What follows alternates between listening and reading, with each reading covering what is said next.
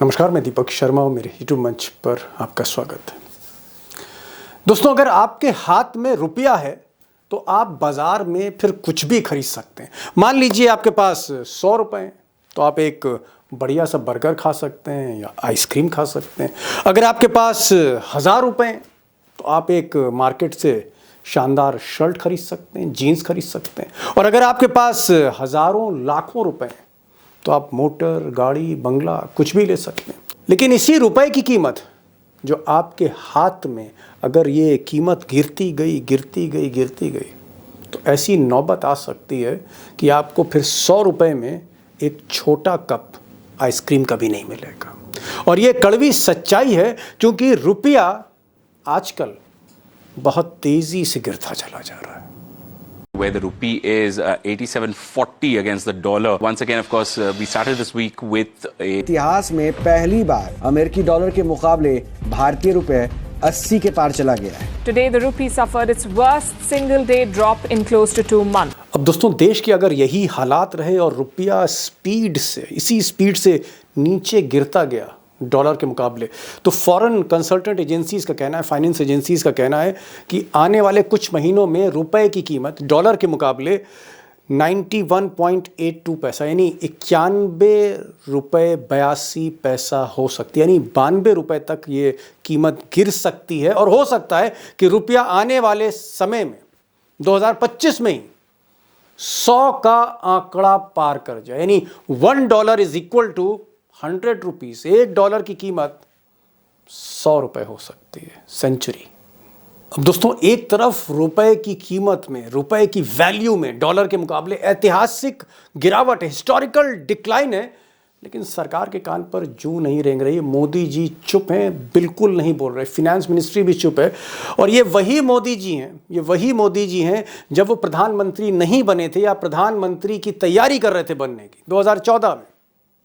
उस वक्त हर तीसरे महीने वो रुपए की कीमत आंक रहे थे। आप कह सकते हैं कि मनमोहन सिंह का जो टेन्योर था, हर 3 महीने, क्वार्टरली, तिमाही, वो रुपए की वैल्यू गिन रहे थे कि रुपए इन 3 महीनों में कितने नीचे गया। और बार बार कैमरे पर मोदी जी सामने आ रहे थे देश के। पिछले 3 महीने में जिस तेजी से रुपये की कीमत टूटती गई है, गिरावट आई है, और दूसरी तरफ 3 महीने में सरकार की तरफ से एक भी कदम लिया गया हो, ऐसे कोई संकेत नजर नहीं आ रहे। अब दोस्तों, कहाँ तो मोदी जी बैरोमीटर लेकर मनमोहन सिंह का हर तीसरे महीने का हिसाब देश को दे रहे थे कि रुपया कितना गिरा हर तिमाही में। मुझे लगा कि मोदी जी का भी हिसाब आपके सामने रख देता हूँ। अगर आप पिछले 3-4 महीनों का देखें रुपए की वैल्यू, अगर आप ये ग्राफिक्स देखें तो नवंबर 3, 2024 को $1 के तुलना में रुपए की कीमत थी 84.38 पैसा, 84 रुपये। और यही कीमत दिसंबर 15 आते आते दिसंबर 15 को 85 रुपये पार कर गई। फिर नया साल आया तो जनवरी 5 में फिर ये 86 रुपये की हो गई।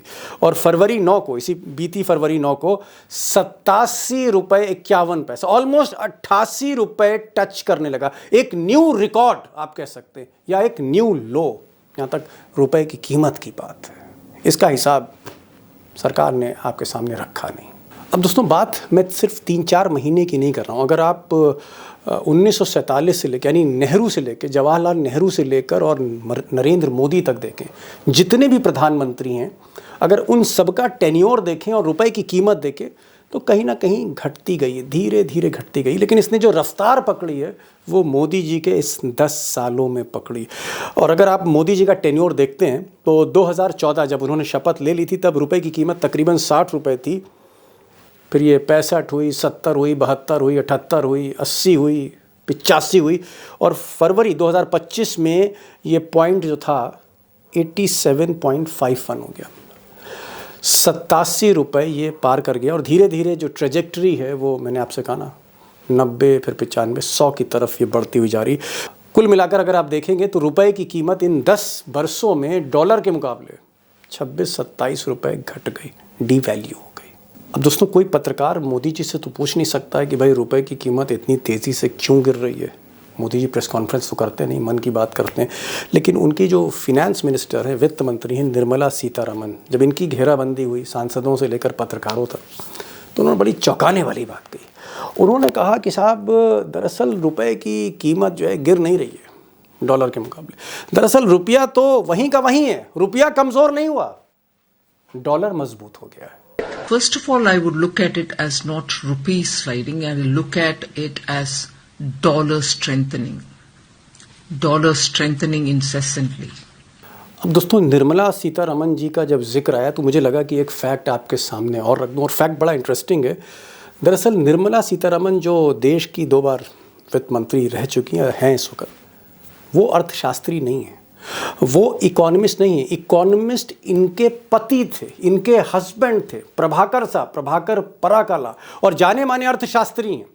और इत्तेफाक से प्रभाकर साहब से मैंने कई इंटरव्यू किए हैं देश की अर्थव्यवस्था पर, मोदी सरकार पर, और उन्होंने माना है कि सब कुछ गड़बड़ है, बहुत कुछ गड़बड़ है, और खुलकर बोलें। आप चाहें तो मेरे YouTube पर टाइमलाइन पे जाकर प्रभाकर पराकाला के पुराने इंटरव्यू देख सकते हैं, चौंकाने वाले हैं।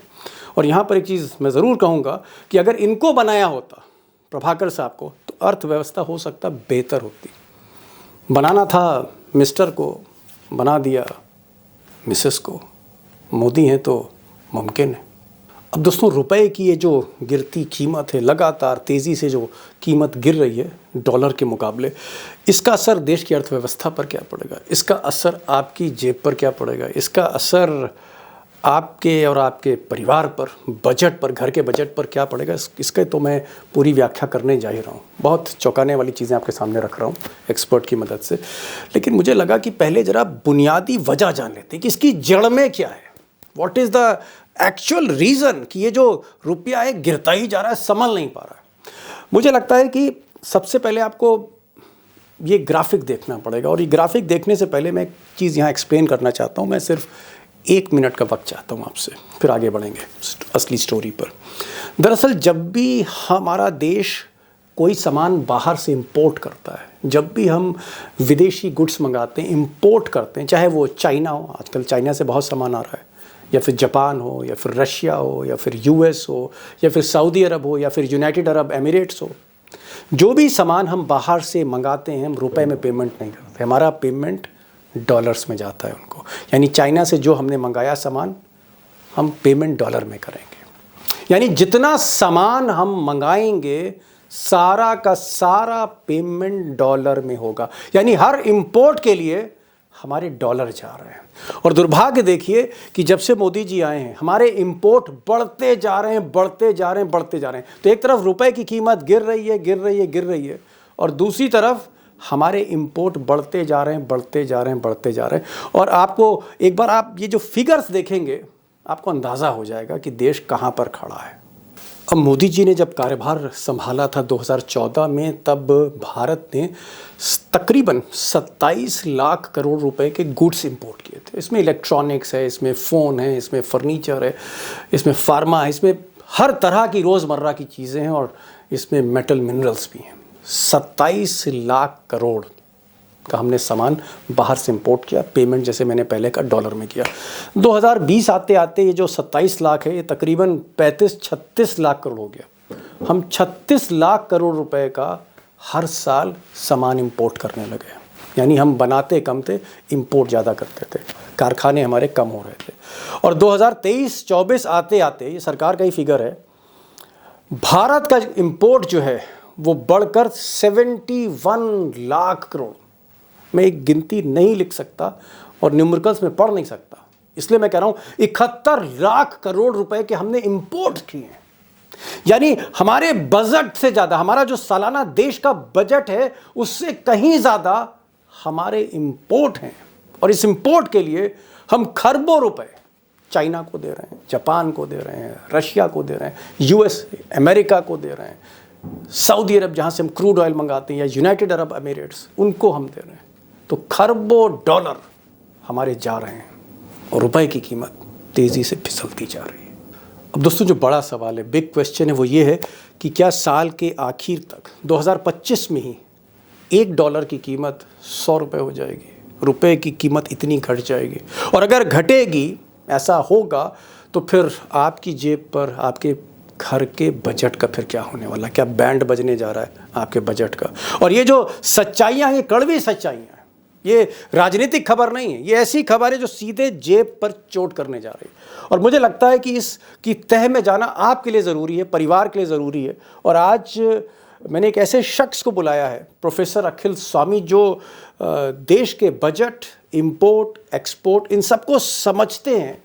तकरीबन 35 साल से इसी दिशा में काम कर रहे हैं वो। बड़ी बात यह है, बहुत आसानी से समझाते हैं, बहुत आसानी से समझाते हैं, सहजता से। इसको समझना बहुत ज़रूरी है और प्रोफेसर अखिल स्वामी को सुनना ज़रूरी है। बात बजट की है, आपके घर की बजट की है। मेरा सवाल ये है, बहुत सिंपल सा है, कि जिस तरह से रुपया की कीमत हम देख रहे हैं डॉलर के टर्म्स में गिरती जा रही है। 84 था, 85 हुआ, 86 हुआ, 88 हुआ। तो अब थोड़ा दिल की धड़कनें बढ़ रही हैं, मेरी भी बढ़ रही हैं, आपकी भी बढ़ रही हैं।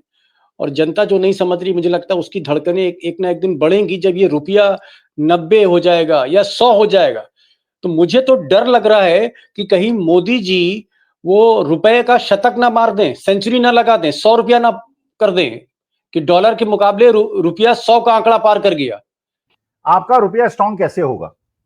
आपका रुपया तब स्ट्रांग होगा जब आपके एक्सपोर्ट्स बढ़ेंगे, जब विदेशी लोग आपके देश के अंदर पढ़ने आएंगे और टूरिज्म करने आएंगे तो आपके देश के अंदर डॉलर आएगा।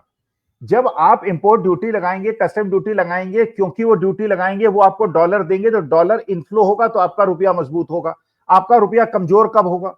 आपका रुपया तब कमजोर होगा जब आपके इंपोर्ट बढ़ जाएंगे और आप डॉलर ज्यादा पे करेंगे।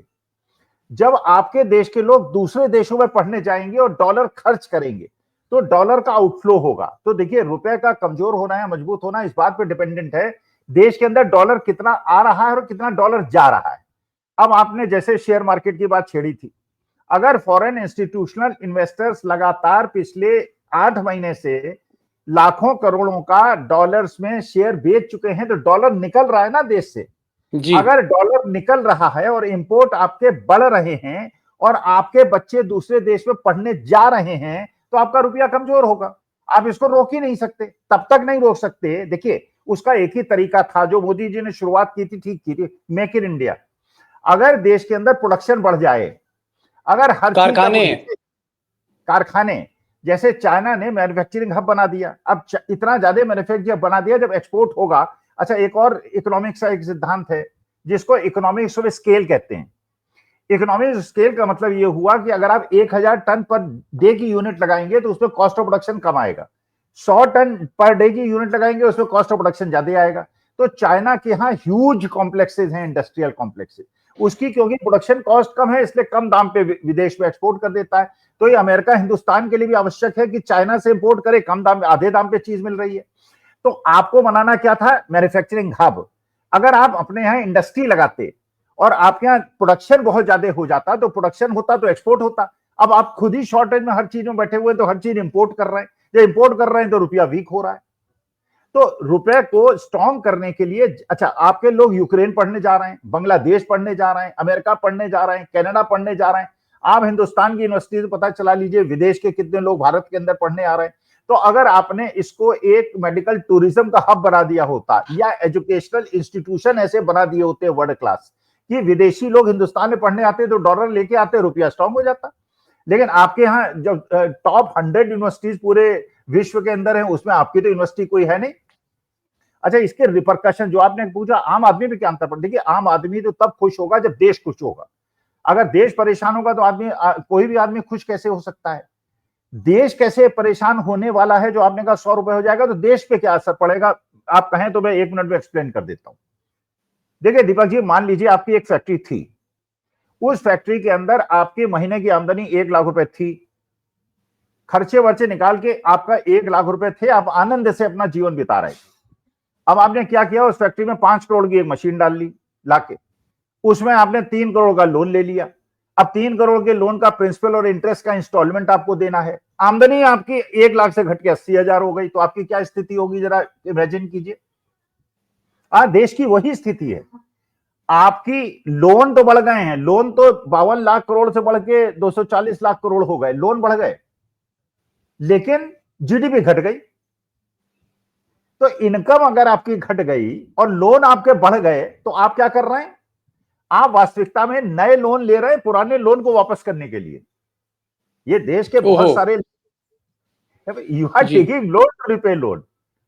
लेकिन अच्छा, ये बताइए प्रोफेसर साहब, मेरा सवाल ये है कि अगर रुपया इसी तरह से उसकी कीमत घटती गई, 85 अब 87 पे आ गया है, 88 पे जाने वाला है, अगर ये 90 से लेके 100 चला गया कहीं, तो क्या आपको लगता है कि इस साल के अंत तक 100 जा सकता है? और अगर 100 चला गया तो आप आश्चर्यचकित हो जाएंगे या आपको आश्चर्य नहीं होगा? नहीं नहीं, मुझे कोई आश्चर्य नहीं होगा। जिस प्रकार की पॉलिसीज चल रही हैं और जिस प्रकार के आउटफ्लो हो रहे हैं और जिस प्रकार के इनफ्लो कम हो रहे हैं, अब अमेरिका पे आपने बहुत सारी चीजों पे इंपोर्ट ड्यूटी घटा दी। मतलब आपको ताज्जुब नहीं होगा रुपया 100 का आंकड़ा पार कर जाए?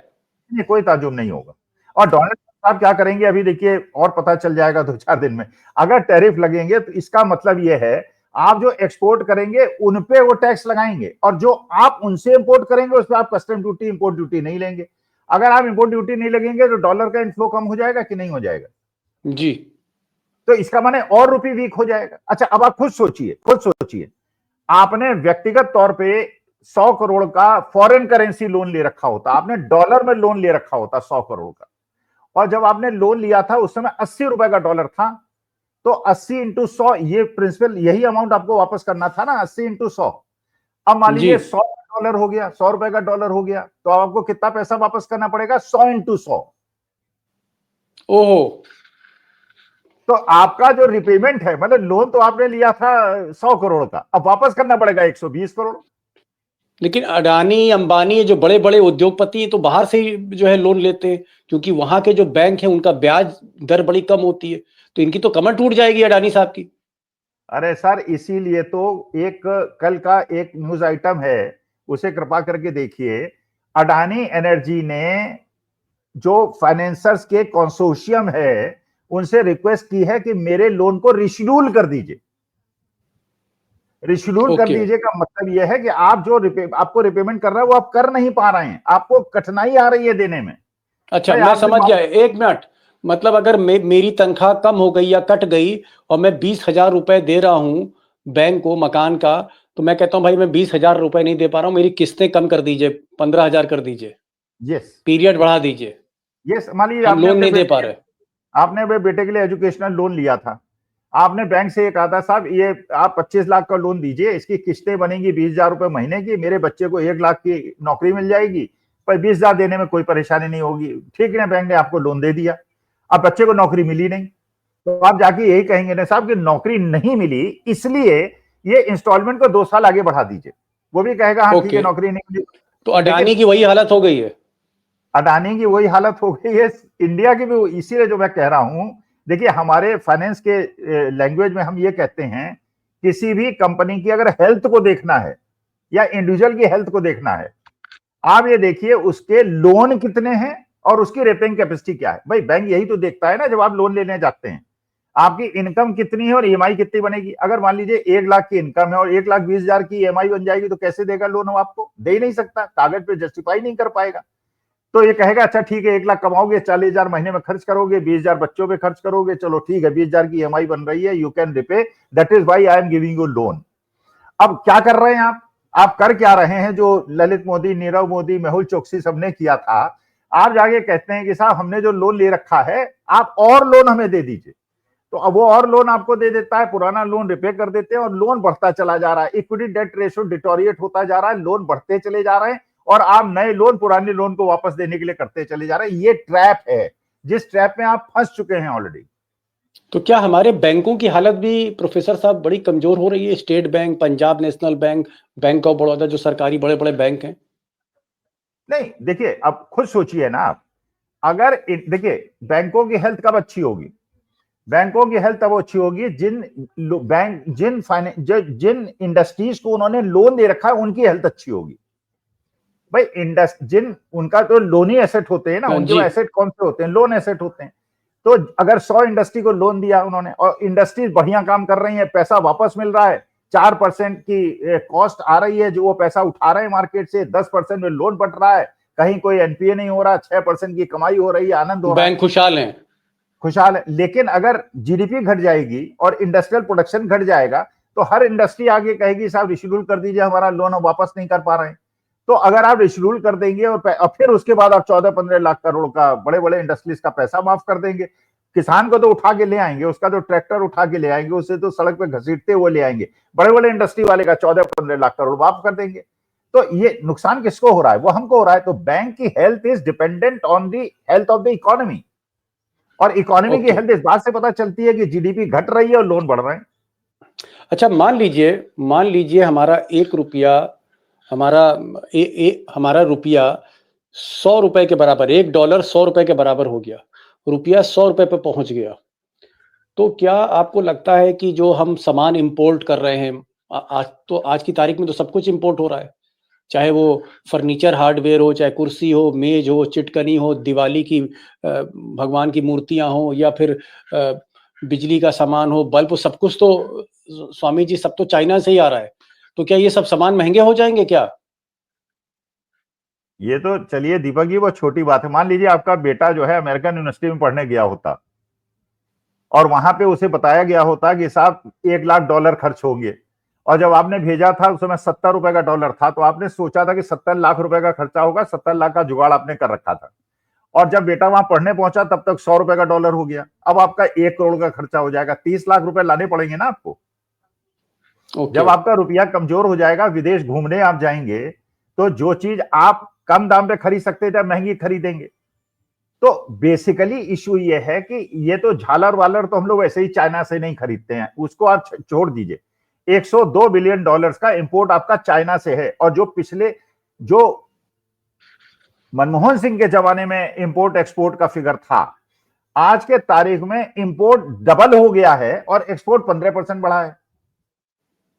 इसका मतलब ये है कि भाई आप बड़े बड़े इक्विपमेंट देखिए ना, फार्मास्यूटिकल इंडस्ट्री का रॉ मटेरियल सारा चाइना से आप मंगा रहे हैं, सारे के सारे इलेक्ट्रिक इक्विपमेंट्स हैं, जो सोलर पैनल्स हैं, वो आप चाइना से मंगा रहे हैं। तो हर चीज तो आप इंपोर्ट कर रहे हैं। झालर वालर तो हम लोग नहीं लगाते, हम लोग देश प्रेमी लोग हैं, भारत माता को प्यार करते हैं, लेकिन हमारी झालर जो है वो पूरे इंपोर्ट का 0.001% भी नहीं है। असली चीज जो बड़े बड़े अडानी अंबानी खरीद रहे हैं, आज की तारीख में हर आदमी इंडस्ट्री में क्या कर रहा है, चाइना से मंगा रहा है, अपना ठप्पा लगा के हमको बेच रहा है।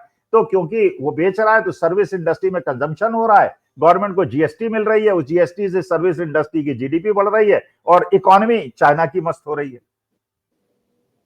जी, क्या आपको लगता है कि अगर रुपया वाकई 100 रुपए का डॉलर हो गया, और आप कह रहे हैं कि आपको आश्चर्य नहीं होगा, तो क्या हमारी इकोनॉमी का हाल बुरा होगा, हाहाकार मचेगा, और लोगों की, आम आदमी की कमर टूट जाएगी, अव्यवस्था हो जाएगी, और आर्थिक इस जो पूरी हमारी गाड़ी है, रेल है, वो पटरी से नीचे उतर जाएगी? फिर होगा क्या क्या ये तो बता दीजिए। भले हम सुनकर डर जाए, लेकिन मुझे लगता है सच तो बताना ही चाहिए डॉक्टर साहब। क्या आप तो को दीपक जी लगता है कि अभी लोगों की कमर नहीं टूटी है? क्या देश जो है गरीब आदमी और मिडिल क्लास की हालत खराब नहीं हो गई? क्या आप ये समझते हैं? इस प्रश्न का मतलब यह है कि समझते हैं लोग अभी आनंद का जीवन जी रहे हैं, नौकरियां मिल नहीं रही हैं, लोग नौकरियों से, इन्फोसिस जैसी कंपनी नौकरियों से लोगों को निकाल रही है, आईआईटी चेन्नई, आईआईटी मुंबई जैसे वहां के बच्चों को 30% लोगों को जॉब नहीं मिल रहा है। तो अनएम्प्लॉयमेंट का वो हाल है, नौकरियां, इंक्रीमेंट्स हो नहीं रहे हैं, एमएसपी मिल नहीं रही है, इनपुट कॉस्ट बढ़ रही है, आउटपुट कॉस्ट नहीं बढ़ रही है। तो देश तो आज भी बदहाल स्थिति में है। वो दूसरा मुद्दा है कि देखिए, जो वर्ग है जो कि आनंद में है या था, 6 महीने पहले तक आनंद में था, वो कौन सा वर्ग है? वो 7-8% लोग थे जो शेयर मार्केट से लाखों करोड़ों कमा रहे थे, और ये 6-7% भी 140 करोड़ में कितने होते हैं? माने जो 10 करोड़ लोग शेयर मार्केट पे डिपेंडेंट थे, और शेयर मार्केट बढ़िया रिटर्न दे रहा था। शेयर मार्केट बढ़िया क्यों रिटर्न दे रहा था? क्योंकि सारा एनपीएस का पैसा, सारा पेंशन का पैसा, सारा एलआईसी का पैसा, वो सारा शेयर मार्केट में जा रहा था। अब जो ये पैसा गिरा और लोगों ने डिमैट अकाउंट बंद करा दिए, अपने लोगों ने सिस्टमेटिक इन्वेस्टमेंट प्लान बंद करा दिए, शेयर मार्केट टूटने लगा, तो ये जो क्लास था, ये जो 10% क्लास था जो पैसा कमा रहा था और मार्केट में डाल रहा था और रियल एस्टेट खरीद रहा था, अब ये भी परेशानी में है।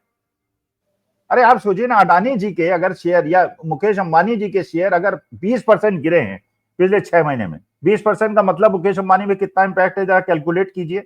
20 लाख करोड़ का मार्केट कैपिटलाइजेशन है, 20 लाख करोड़ का। 40% का शेयर होल्डिंग उसके अंदर मुकेश अंबानी की है। 20 लाख का 40% कितना हुआ? 8 लाख करोड़। 8 लाख करोड़ का 20% गिर गया है, कितने का नुकसान हुआ? इसका मतलब यह है 1.6 lakh crore only mister Mukesh Ambani wealth has deteriorated in last 6 months.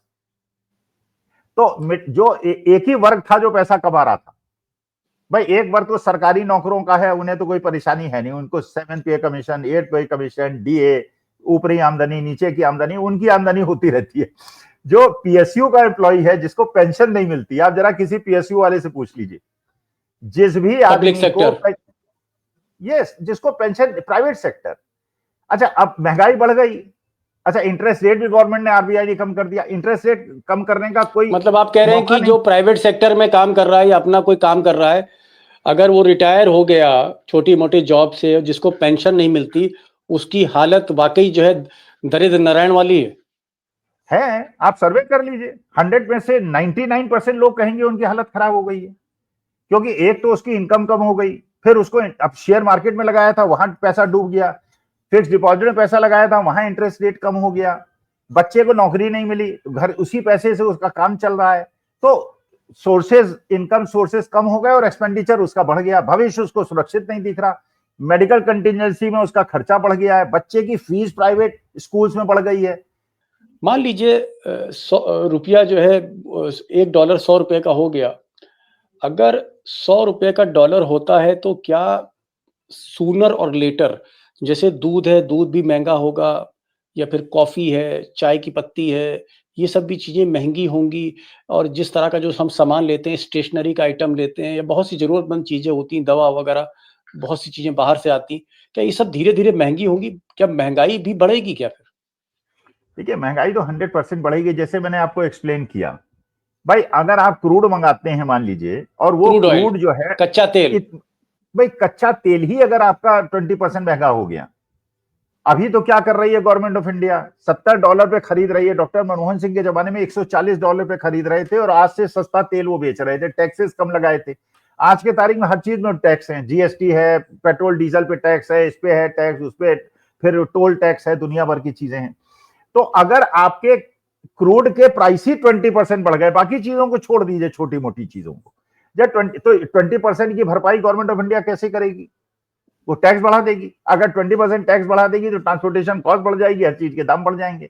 असली जो मुद्दा है दीपक जी, जिसको मैं बार बार पॉइंट आउट करने की कोशिश कर रहा हूं, अगर भारत ने, मान लीजिए, मोटा मोटा, मैं एग्जैक्ट अमाउंट नहीं बता रहा हूं, 240 लाख करोड़ का लोन है आपके पास मान लीजिए, और उसमें मान लीजिए 100 लाख करोड़ का लोन ऐसा है जो फॉरेन करेंसी लोन है, डॉलर में है, ठीक है, 100 लाख करोड़, 100 लाख करोड़ का लोन अगर आप 87 रुपए में रिपे करते हैं या 100 रुपए में रिपे करते हैं, जब 100 रुपए में रिपे करते हैं, इसका माने आपका प्रिंसिपल अमाउंट 15% बढ़ गया।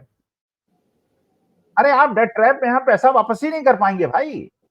जिस दिन चाहेगा अमेरिका आपकी गर्दन मरोड़ देगा। चाइना ने जैसे बांग्लादेश की और उसकी श्रीलंका की गर्दन मरोड़ी। भाई आप लोन ले रहे हैं और लोन को रिपे नहीं कर पा रहे हैं, आपने डिफॉल्ट कर दिया। भाई हमारे देश के अंदर एक बहुत अच्छी चीज है, हमारा एग्रीकल्चरल प्रोडक्शन, हमारा किसान हमारे देश को बचा रहा है। मैन्युफैक्चरिंग में आप कुछ नहीं कर रहे हैं, आप केवल 2 जगह काम कर रहे हैं। एक एग्रीकल्चर में किसान बचा रहा है, और सर्विसेज सेक्टर में, क्योंकि कंजम्पशन इकोनॉमी है, जीएसटी आपको बचा रही है, और कंजम्पशन पे नौकरियां लग रही हैं लोगों की। मैन्युफैक्चरिंग है कहां आपके यहां? कारखाने नहीं है।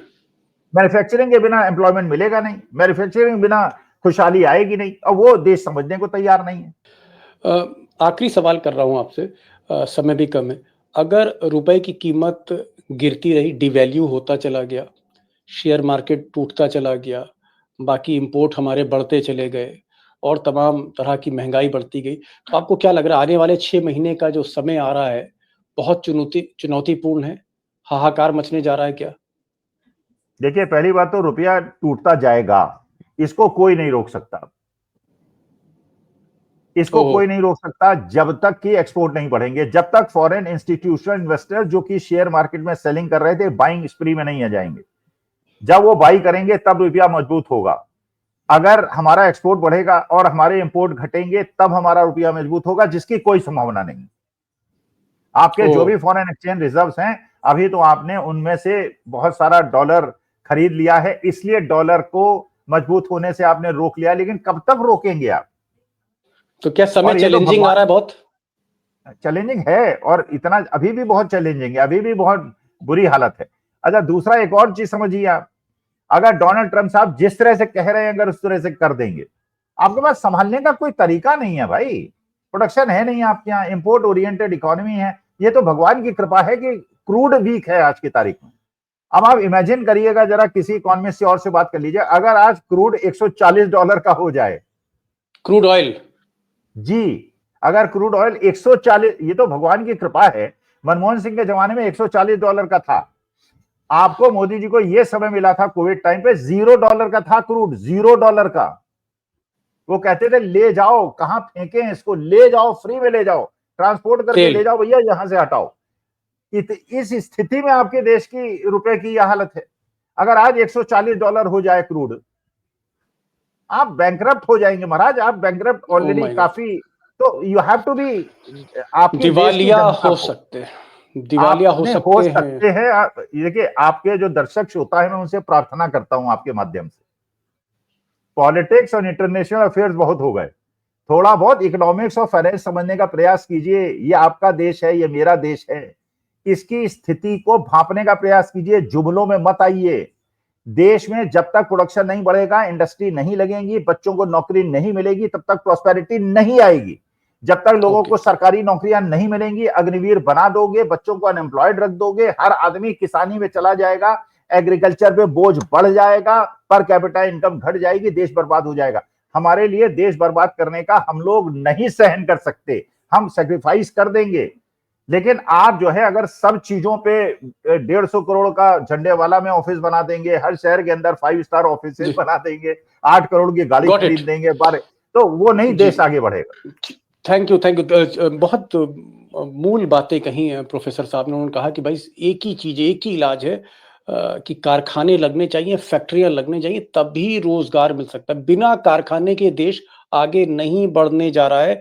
और जहां तक रुपए की बात है, अगर 100 रुपए का $1 हो गया तो फिर आने वाले दिन बहुत चुनौतीपूर्ण है। महंगाई भी बढ़ेगी, बेरोजगारी भी बढ़ेगी, कमर भी टूटेगी, और वैसे ही आधी कमर टूटी हुई है। यानी आने वाला समय बहुत चैलेंजिंग है। ऐसे में किस तरह से चीजें संभलती है, मोदी क्या करते हैं, ये देखना होगा। प्रोफेसर साहब आप आए, आंखें खोलने का आपने काम किया। Thank you so much, thank you so much, and God bless you sir. Thank you so much.